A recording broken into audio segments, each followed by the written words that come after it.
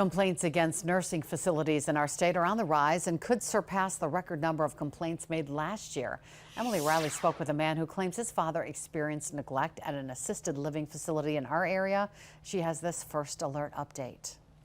Bob Blasey says his father, Harold, was staying at Alpha Senior Concepts assisted living facility in Howard beginning in May of last year.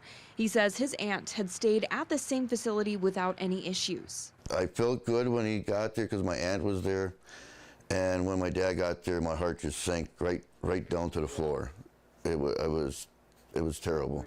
After a few months, Bob says he noticed his father was acting abnormally. He received a call from him late in the night saying he was in pain. Then I got the printout the next day. I was med list and found out that he was missing his prescribed medications, 2 of them.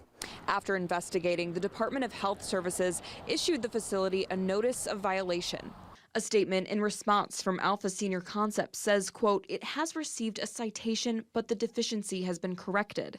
That correction is noted on DHS records in late June. The facility also says they take medication errors seriously.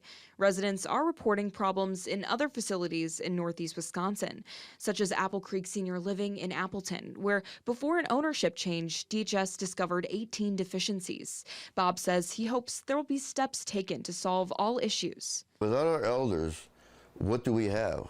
Complaints against a facility are publicly available through DHS. You can look up providers by clicking the link on our website. In Green Bay, Emily Riley, Action 2 News.